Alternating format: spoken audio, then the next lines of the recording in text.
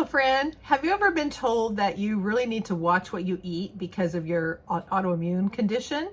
Somebody tells you you need to give up gluten or no dairy, no dairy. And somebody else says no grains. And you're wondering, what am I supposed to eat? And you're standing in the grocery store looking around and you have no idea what you're supposed to eat. And you feel frustrated and overwhelmed by it all, and you don't know what to believe because you're hearing many conflicting things. Well, I want to tell you that it does not have to be complicated, and that's what we're going to talk about. I'm Terri, and I'm the founder of Inspired Wellness Holistic Health Coaching, where I help autoimmune warrior women like me and you overcome and live their best life by implementing lifestyle medicine and my 9 pillars of health. Many of you know I teach and advocate for 9 lifestyle pillars of health, and one of those is nutrition. And I just have to tell you that the nutrition pillar has the potential to have the most impact on your health. But we're all different. So just because it did for me, which it was huge, it really facilitated the turnaround in my health, but maybe it wouldn't be as impactful for you. So I can't say with a blanket for sure that it is going to be huge for you, but it does have a huge influence on health in general, whether or not you have an autoimmune condition. And as I said, it can be frustrating because there's so many different thoughts out there, schools of thought, the paleo diet, the keto diet, the anti-inflammatory, the Mediterranean diet, AIP. And while I believe in a lot of these things, it's not where we start at. We start with simple steps.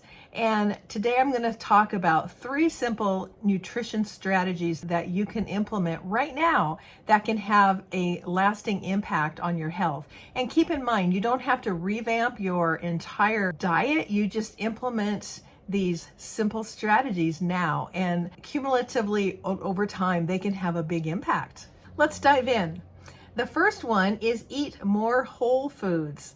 That means that you shop around the perimeter of the grocery store for produce and things, and you avoid the processed foods. Processed foods are generally in the middle of the store. They're boxed or canned things, and those are less nutritious.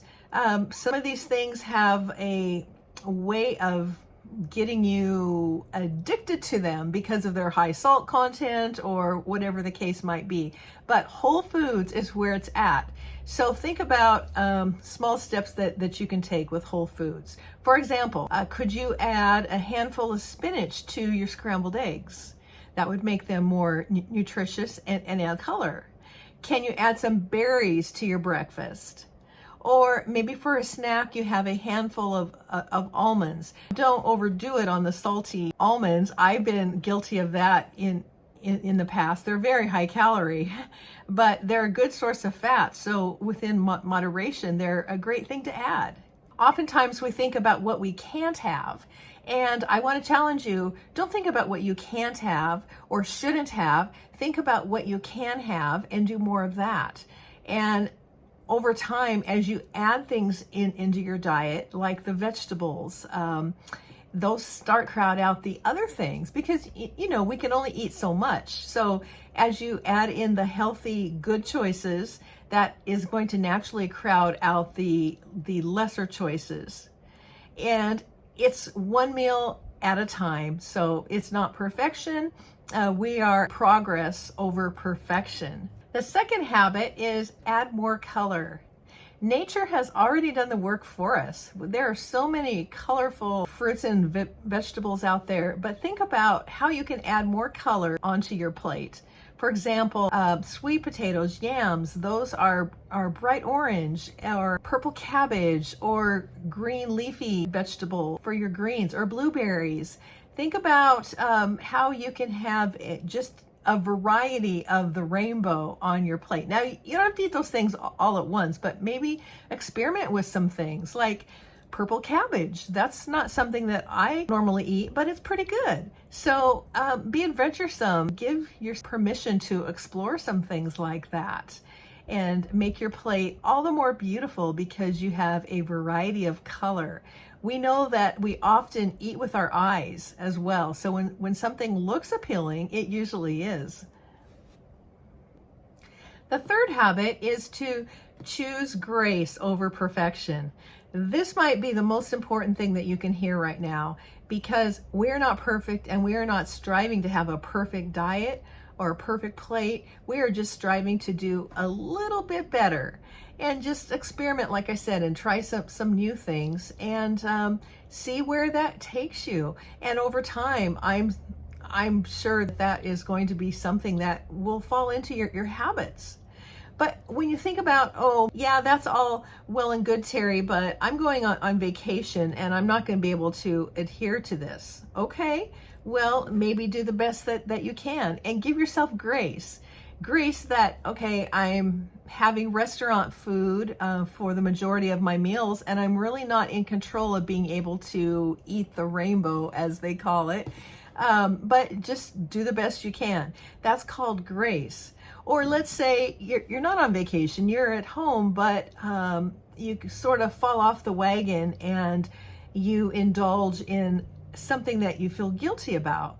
Well, okay, that's information. You know that you fell off the wagon, you didn't eat what you wanted to eat or intended to eat, and ask yourself why. But give yourself grace. All right, that's okay.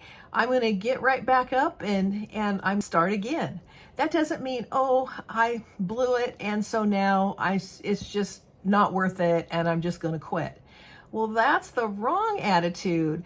When we don't do what we want to do, sometimes we have to understand the environment that we're in or our mentality, what's going on. I mean, we're all different, so I can't even tell you why that happens for you, because maybe there was a trigger in your own life or your mind or something.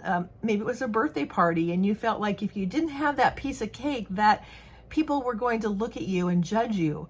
Well, no, usually people don't even really care what you eat.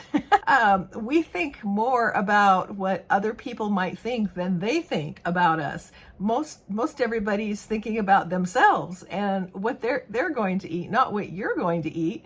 But I get it that sometimes that might not be the case. Sometimes you might have a family member that sort of is observing and giving you a hard time. Whatever the case might be, you have to make a choice of what you're going to do. And if it's by your own choice that you have done something that you're not happy with yourself about, then that's okay. Say, all right, I forgive myself and I'm just going to get right back up and back after it. It's one meal at a time. We also know that there's special occasions in life, and it's okay to give yourself permission to indulge for the special occasion and then just get right back to it at the next meal. It's progress over perfection, as I said. And being too hard on yourself is mentally exhausting and emotionally exhausting, and you don't want to do that. So give yourself grace. I believe that our bodies are gifts from God. I mean, He created you and He created me and He gave us life. And that life actually belongs to Him and our bodies belong to Him, which is scriptural. I want to read a scripture to you that's one of my favorites in 1 Corinthians chapter 6, verses 19 and 20. So I'm going to read it to you from my Bible right here. Don't you realize that your body is the temple of the Holy Spirit who lives in you and was given to you by God? You do not belong to yourself, for God bought you with a high price. So you must honor God with your body. I think we can do that by being conscious of the food that we put into our bodies, because really we are what we eat, as well as moving our bodies and doing the things that God intended for us to do. Our healthy choices become acts of stewardship of our bodies and stewardship of our life. And I think God is pleased with that. But we also need to give ourselves grace, because we fall sometimes, often. I know I sure do. And we can get right back on the right path. It's okay to fail. When we fail, it's not really failure. It's just we just slipped up a little bit.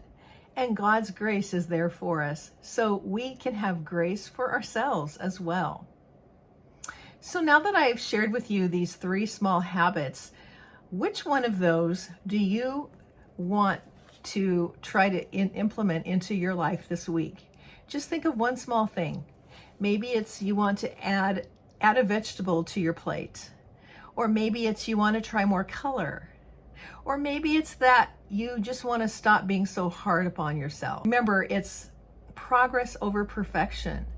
Maybe you need to change your thinking.